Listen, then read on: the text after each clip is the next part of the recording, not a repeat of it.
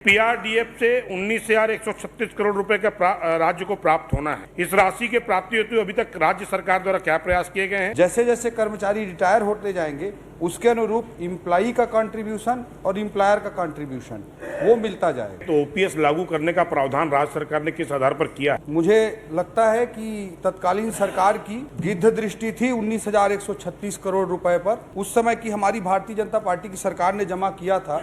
उस पैसा को लेकर के ये फिर से बंदरबाट उसका करना चाहते थे। दोनों योजनाओं में से कौन सी योजनाएं निकटतम भविष्य में जारी रहेंगी? ये भी दुर्भाग्यजनक बात है कि पिछली सरकार 14% की राशि को राज्य सरकार के लिए लागू ना करके 10% ही कर रही थी। अब घुमा घुमा के जान बताओ, कलेक्टर बन के पेंशन और गरीब बन के पेंशन अलग अलग हो रही है।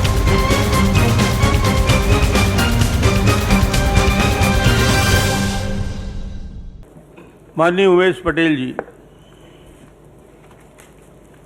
श्री सुशांत शुक्ला जी।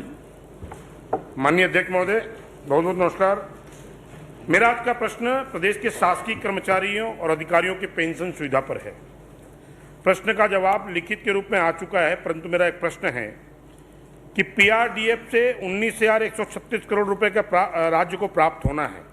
इस राशि के प्राप्ति हेतु अभी तक राज्य सरकार द्वारा क्या प्रयास किए गए हैं और अभी तक राशि प्राप्त नहीं होने के क्या कारण है? कब तक प्राप्त हो जाएगी? अध्यक्ष महोदय, जो ओल्ड पेंशन स्कीम लागू की गई है उसके कारण केंद्र सरकार से नहीं बल्कि पीएफआरडीए जो संस्था है पेंशन रेगुलेटरी अथॉरिटी का, उससे कुल 19,136 करोड़ रुपए प्राप्त होना है।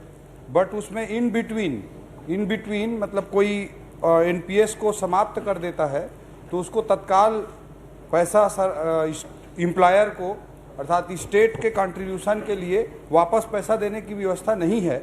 जैसे जैसे कर्मचारी रिटायर होते जाएंगे उसके अनुरूप इम्प्लॉई का कंट्रीब्यूशन और इम्प्लायर का कंट्रीब्यूशन वो मिलता जाएगा, ऐसा प्रावधान है।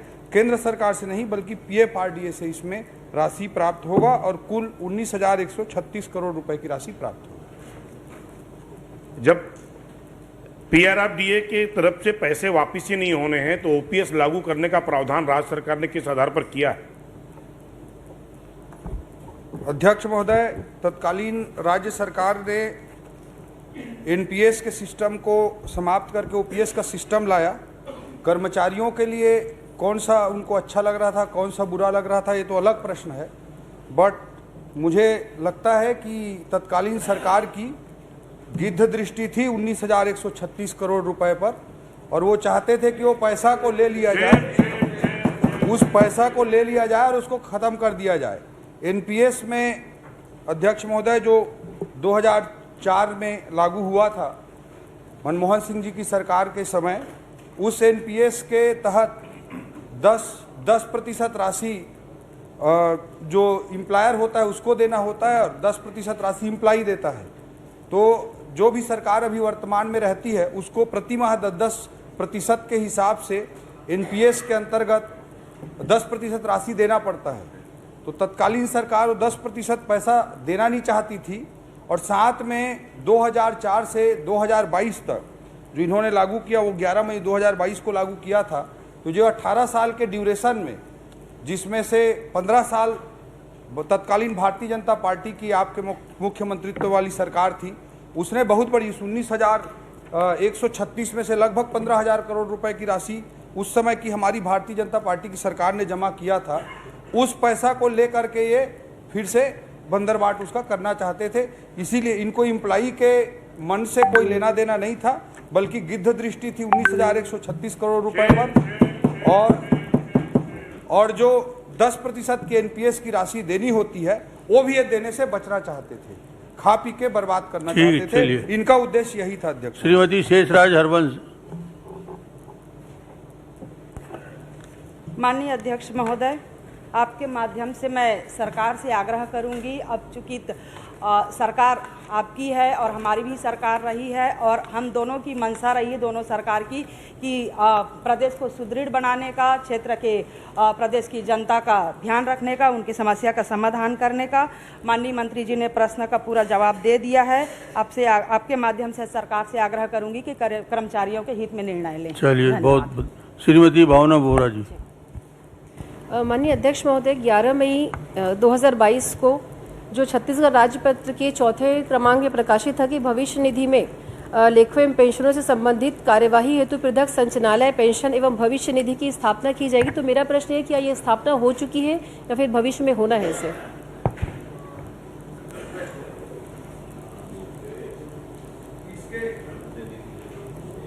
अभी तक इस पर स्थापना नहीं हुई है और इसके संबंध में अग्रिम कार्रवाई शीघ्र की जाएगी।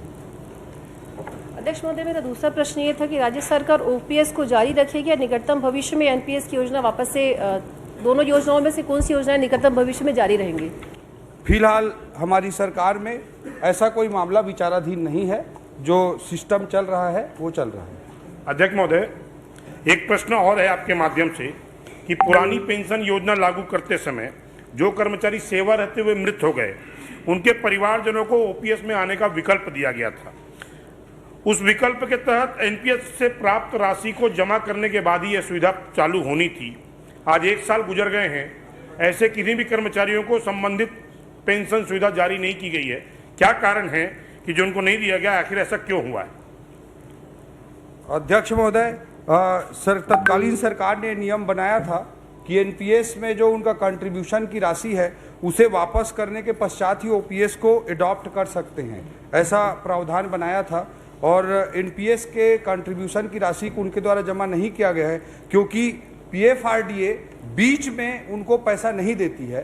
तो पीएफआरडीए ने जब उनको पैसा नहीं दिया तो इसलिए उन्होंने जमा नहीं किया है और ये पिछली सरकार ने प्रावधान किया था, इस कारण से उनको प्राप्त नहीं हो पाया। अध्यक्ष महोदय, एक अंतिम प्रश्न मैं पूछना चाहूंगी। राज्य सरकार के पास जो पीएफआरडीए से जो पैसा आना था, ओपीएस के लिए पीएफआरडीए से जो पैसा आना था, वो कब तक आएगा और इसमें क्या कोई आगे प्रावधान किया जा रहा है जो पैसा पेंडिंग है उसके लाने के लिए? फिर से बोलिए। ओपीएस के लिए पीएफआरडीए से जो पैसे आने थे राज्य सरकार को, उसके लिए आगे क्या प्रावधान किया जा रहा है उस पैसे को वापस यहाँ लाने के लिए? जी, पीएफआरडीए से ओपीएस के लिए कोई पैसा नहीं आना था। जो एनपीएस लागू हुई 1 अप्रैल सन 2004 को पूरे देश में लागू हुई थी और छत्तीसगढ़ में 1 नवंबर सन 2004 को लागू हुई थी। उस तारीख से जो कर्मचारी रहता है उसका 10% का योगदान शुरुआती दौर में जाता था और जो एम्प्लॉयर है, मतलब रोजगार प्रदाता जो है अध्यक्ष महोदय, उसकी ओर से 10% राशि दी जाती थी। बाद में नरेंद्र मोदी जी की सरकार ने उसे बढ़ाकर 14% कर दिया है। तो ये भी दुर्भाग्यजनक बात है कि पिछली सरकार 14% की राशि को राज्य सरकार के लिए लागू ना करके 10% ही कर रही थी। तो ये एम्प्लॉयर का कंट्रीब्यूशन 10% और एम्प्लॉई का कंट्रीब्यूशन 10%, ये दोनों पीएफआरडीए में के माध्यम से एनएसडीएल में, नेशनल सिक्योरिटी डिपॉजिट लिमिटेड में जमा होता जाता है। चौधरी जी, मेरा आग्रह है जी, ओल्ड पेंशन स्कीम और न्यू पेंशन स्कीम, इस दोनों के बारे में विधायक गणों को एक नोट भिजवा दें तो सबको समझ में आ जाएगा, क्योंकि अभी ये सब कंफ्यूज्ड हैं, प्रश्न कर रहे हैं। तो आप थोड़ा से नोट भिजवा देंगे सभी को तो क्लियर हो जाएगा। अध्यक्ष जी, इसमें एक मैंने बोल दिया ना, एक मिनट, सबके लिए बोल दिया, एक मिनट, सबके लिए बोल दिया भाई। अध्यक्ष महोदय, इसमें एक छोटा सा सवाल और पूछना सवाल चाहूंगी। 3 हो गए, बहुत हो दोनों गए। जो राशि है एनपीएस की हो चाहे हमारी ओपीएस की जो राशि है, जो पेंशन जो योजनाएं हैं, उन दोनों में से कौन सी पेंशन योजनाएं ज्यादा बेनिफिट देती है? क्योंकि एक जो है वो मतलब डायरेक्ट एक जो उनके इस पे अकाउंट पे जो आता है रिटायरमेंट के बाद में, और एक होता है जो शेयर, जिस हिसाब से शेयर के जो रेट्स बढ़ते हैं उसके हिसाब से। तो कौन सी योजनाएं दोनों में से ज्यादा बेहतर है एक पेंशनधारी के लिए? जी, एक्चुअली इसको समझना एम्प्लॉई के लिए भी और हमारे माननीय सदस्यों की दृष्टि से भी बहुत ज़रूरी है। जो भारत की विकास यात्रा में, भारत के इकोनॉमिक स्टोरी में बिलीव करते हैं, वो निश्चित रूप से बहुत सारे लोग एनपीएस को ज़्यादा प्रीफर करते हैं, क्योंकि 1980 से लेकर के 2020 तक का हम पूरे इंडियन स्टॉक मार्केट के सेंसेक्स या निफ्टी की जर्नी को देखें तो 16% का CAGR बैठता है अध्यक्ष महोदय, 16% का CAGR। 16% का CAGR जो कंपाउंडिंग तरीके से होता है वो बहुत बड़ी राशि बन करके उभर करके आता है। तो जिन लोगों को इंडिया की इकोनॉमिक ग्रोथ स्टोरी पे बिलीव है, और इकोनॉमिक ग्रोथ स्टोरी को ही इन जनरल माना जाता है इकोनॉमिक्स में कि सेंसेक्स और निफ्टी फॉलो करते हैं, तो उस दृष्टिकोण से एनपीएस की स्कीम बहुत कारगर हो सकती है बहुत सारे लोग। धन्यवाद अध्यक्ष जी, बट जो लोग एक सेफ रिटर्न चाहते हैं, जो लोग एक सेफ रिटर्न चाहते हैं अध्यक्ष कहाँ महोदय, शेयर में पढ़ रहे हो? उनको ओपीएस में ज्यादा तुम्हारे सेफ्टी प्रश्न महसूस नहीं होती है, वो सुरक्षित महसूस करते हैं। अब आगे मौका दे दूंगा, इसमें मत करो। इसी में तो है ना। इसमें क्या समझ में आ रहा है? मैं कहा था कलेक्टर साहब ला जी, ग्रोथ वाला बात कलेक्टर कर क्या रहे थे। करेगा यार इसमें? ये भारत के शेयर है, घाटा थी क्या बढ़ा थे कल वो पेंशन वाला काम चलिए, करो तो फिर इंद्र से साहब बतावा। जी। एक ग्रोथ बढ़े झड़ेला, एक आप जो है पुराना ओल्ड चले चलिए, जाए आप बैठिए। नया चलाते ला बता दो। चौधरी जी बैठिए। और घुमा घुमा के जान बताओ कलेक्टर बन के पेंशन और गरीब बन के पेंशन अलग अलग होते श्री इंद्र साहब